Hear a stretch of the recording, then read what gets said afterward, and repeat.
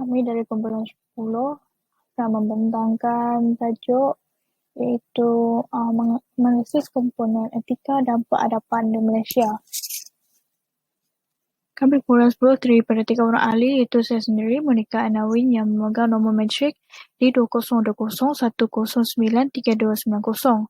Yang seterusnya ialah Athlia Izzati binti Mauludi di 2021094830. Dan yang terakhir sekali ialah Shafira Aniza aka Syuhailan yang memegang nombor matrik di 2020192358.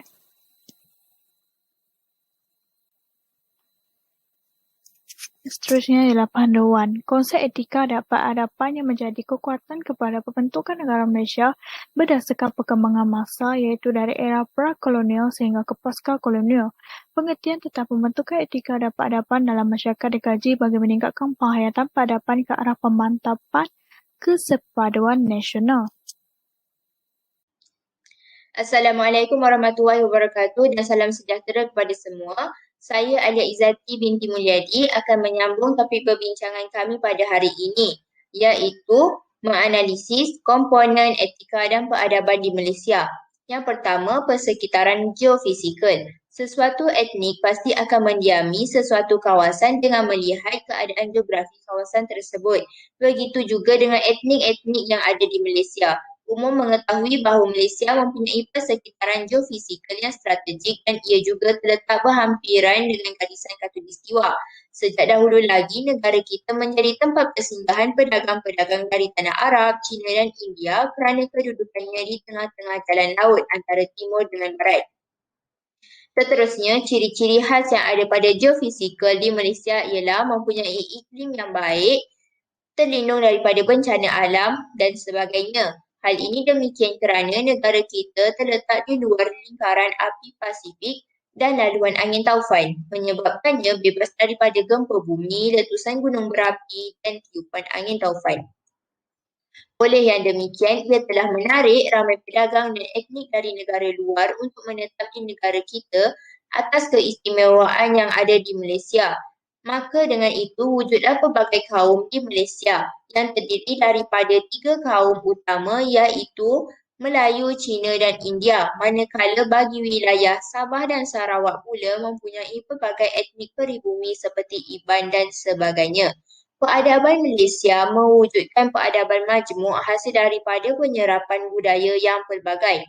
Dengan adanya pelbagai kaum di Malaysia, maka secara tidak langsung wujud pelbagai budaya daripada kaum-kaum tersebut. Setiap kaum di Malaysia mempunyai budaya yang unik dan warisan budaya tersendiri. Contohnya, terdapat perbezaan antara tarian, muzik, bahasa dan dialek yang digunakan oleh pelbagai kaum.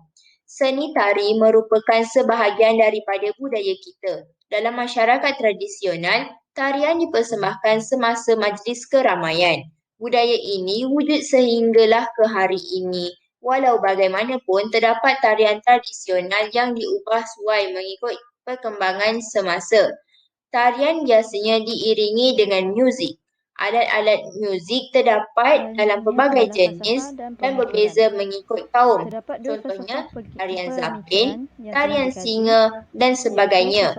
Oleh yang demikian, maka wujudlah peradaban majmuk di Malaysia dan ia kekal sehingga ke hari ini.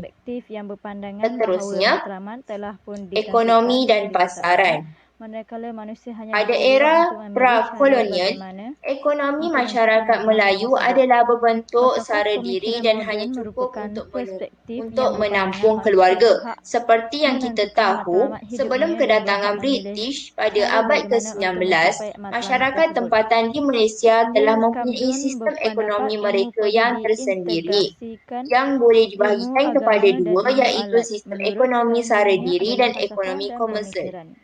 Kegiatan ekonomi sara diri merupakan kegiatan ekonomi yang dijalankan untuk kegunaan sendiri dan keluarga.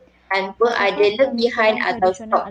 Antara kegiatan ekonomi sara diri yang diceburi adalah seperti pertanian, perikanan, perlumbungan, mencari hasil hutan, penternakan, memburu binatang dan pertukangan. Tujuan sistem ekonomi dijalankan adalah untuk menjamin kestabilan ekonomi dan kemakmuran serta kesejahteraan masyarakat di Malaysia. Seterusnya, pada era kolonial, British menguasai ekonomi di tanah Melayu serta membawa masuk buruh-buruh secara besar-besaran daripada China untuk bekerja di sektor perlumbungan dan India bekerja di sektor perladangan. Melalui penjajahan British yang secara tidak langsung telah menyebabkan pertempatan setiap kaum dibahagikan dan dipisahkan mengikut kegiatan ekonomi masing-masing. Sebagai contoh, orang Melayu terlibat dalam bidang pertanian dan kegiatan penangkapan ikan. Orang Cina pula mendominasi kegiatan perlumbungan dan perdagangan, manakala orang India mengusahakan ladang getah dan perusahaan lain seperti pertanian lada hitam, kopi dan gambir. Buktinya, berdasarkan tinjauan taburan penduduk, didapati bahawa golongan Cina lebih tertumpu di kawasan bandar yang berkembang melalui kegiatan perlumbungan utama seperti Perak, Selangor dan Negeri Sembilan. Keadaan ini telah menyebabkan munculnya kawasan yang padat dengan penduduk di Lembah Kinta dan Larut, Perak, dan Kuala Lumpur, Ampang dan Kelang di Selangor serta Sungai Ujong di Negeri Sembilan. Pekerja-pekerja buruh yang diambil untuk mengusahakan pengeluaran getah dan biji timah di tanah Melayu. Ladang-ladang getah diusahakan oleh pekerja-pekerja India, sementara lombong-lombong pula diusahakan oleh orang Cina. Berdasarkan dasar pecah dan perintah yang diamalkan oleh pihak British dalam sistem pentadbiran menyebabkan jurang interaksi antara imigran dan penduduk tempatan semakin bertambah agar semangat perpaduan di antara mereka tidak dapat diwujudkan. Justeru dapat dinyatakan bahawa kolonialisme telah berlaku secara mutlak kesan daripada tindakan dan pendekatan yang telah digunakan oleh British. Seterusnya, era pasca kolonial. Kerajaan telah menyusun semula strategi bagi menyeimbangkan kedudukan dan memajukan ekonomi semua kaum untuk mengelakkan wujud jurang ekonomi yang ketara antara kaum. Baiklah, yang seterusnya, dasar ekonomi baru. Dasar ekonomi baru telah diperkenalkan oleh Tun Abdul Razak pada tahun 1970 hingga 1990.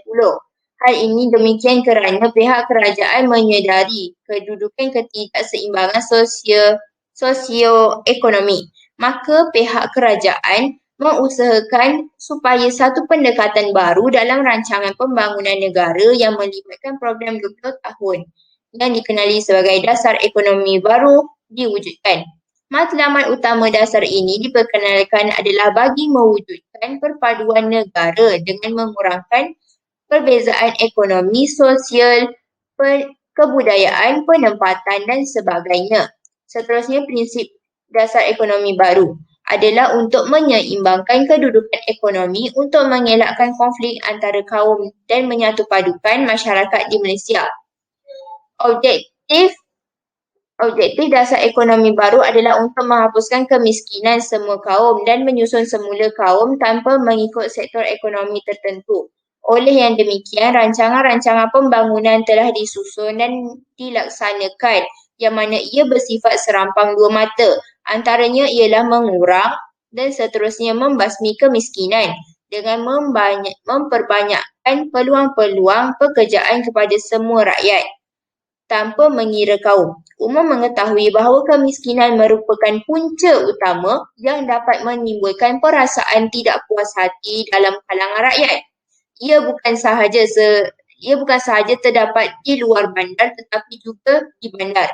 Keadaan ini boleh menggugat perpaduan negara kerana masalah kemiskinan adalah mengikut kaum dengan kadar kemiskinan paling tinggi dalam kalangan orang Melayu yang tertumpu kepada aktiviti pertanian tradisional. Usaha telah dijalankan untuk menyelesaikan masalah sosioekonomi dan projek pembangunan telah dirangka agar dapat mewujudkan peluang pekerjaan untuk semua golongan rakyat yang menganggur. Seterusnya dapat menambah daya pengeluaran dan pendapatan, memberi peluang perpindahan orang yang bekerja di sektor yang rendah daya pengeluarannya kepada sektor yang lebih lumayan dan sebagainya. Di samping itu juga, dasar ekonomi baru ini juga diwujudkan bagi menyusun semula masyarakat untuk mengurangkan dan seterusnya menghapuskan pengenalan kaum mengikut fungsi-fungsi ekonomi. Hal ini dijalankan dengan cara meninggikan daya pengeluaran dan taraf kehidupan golongan miskin melalui proses memodernkan kawasan luar bandar. Selain itu, ia dilaksanakan dengan mengurangkan keadaan yang tidak seimbang dalam struktur guna tenaga yang terdapat sekarang dengan cara yang progresif dan menerusi pertumbuhan ekonomi seluruhnya supaya pada tahun 1990 kedudukan tenaga buruh mencerminkan bilangan kaum. Seterusnya menambahkan dengan lebih cepat lagi bahagian rakyat Malaysia dalam pemilikan modal dalam stok syarikat dan pertumbuhan ekonomi. Sekian, itu saja daripada saya. Seterusnya, saya Syafira Aniza akan meneruskan pembentangan ini. Kita akan teruskan dengan slide yang selanjutnya iaitu masyarakat dan demografi. Masyarakat bermaksud sekelompok orang yang membentuk sebuah sosial di mana sebahagian besar interaksi yang berlaku dalam lingkungan sistem sosial itu adalah lahir daripada individu-individu yang berada dalam kelompok tersebut. Antara ciri-ciri masyarakat adalah berkelompok, berbudaya, berinteraksi, mempunyai kepimpinan dan mempunyai aturan sosialnya. Ia merupakan kumpulan manusia yang hidup bersama di sesuatu tempat dengan aturan dan cara tertentu. Hubungan bersemuka merupakan pola hubungan sosial yang berulang dan membina kesepaduan antara masyarakat dalam satu unit sosial. Masyarakat adalah komuniti yang saling bergantung dan saling memerlukan antara satu sama lain. Masyarakat adalah merujuk kepada sekumpulan manusia yang hidup bersama di suatu tempat tertentu dalam satu komuniti yang teratur serta berkongsi sumber yang ada dalam kawasan tersebut. Individu, keluarga dan kumpulan-kumpulan kecil merupakan anggota dalam masyarakat dan wujud jaringan yang erat dalam kalangan mereka, terutama melalui hubungan bersemuka. Dengan hubungan ini, akan terbina pola hubungan sosial yang berulang sifatnya seperti kegiatan gotong royong, meraihkan perayaan bersama-sama melalui rumah terbuka, berkumpul, menyambut menteri yang datang berkunjung, menghadiri kenduri majlis perkahwinan, membantu mereka yang ditimpa malang petaka, menziarahi jiran yang sakit tenat atau yang telah meninggal dunia. Kekerapan pergaulan dan hubungan ini akan terbina satu kesepaduan dalam masyarakat tersebut sebagai satu unit sosial. Masyarakat juga boleh dikategorikan sekumpulan manusia yang terdiri daripada pelbagai etnik dan bangsa yang menetap bersama-sama di sesuatu tempat dengan mengikut peraturan dan cara tertentu. Kepelbagaian terbentuk daripada beberapa bahagian yang terdiri daripada beberapa kumpulan etnik. Ianya adalah satu kumpulan manusia yang terdiri daripada pelbagai rumpun bangsa yang telah membentuk suatu kesatuan, terutamanya dalam aspek politik, ekonomi dan sosial di sesuatu tempat bagi membentuk satu kumpulan yang bersatu padu.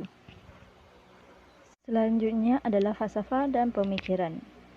Terdapat dua falsafah pemikiran yang telah dikaji, iaitu falsafah pemikiran tradisional dan falsafah pemikiran moden.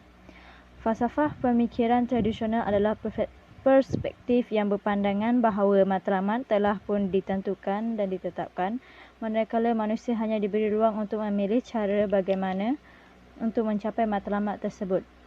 Falsafah pemikiran moden merupakan perspektif yang berpandangan manusia berhak menentukan matlamat hidupnya dan berhak memilih cara bagaimana untuk mencapai matlamat tersebut.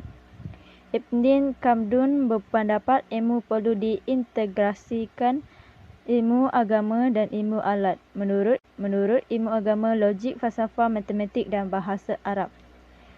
Ketokohannya diakui oleh sarjana barat, salah satunya ialah Arnold At-Taibi yang berpendapat falsafah sejarah yang dihasilkan Ibn Khaldun merupakan sumbangan terbesar pernah dilahirkan manusia di atas muka bumi ini. Manakala R. Flynn mengatakan bahawa Ibn Khaldun merupakan ahli falsafah Islam yang tiada taranya.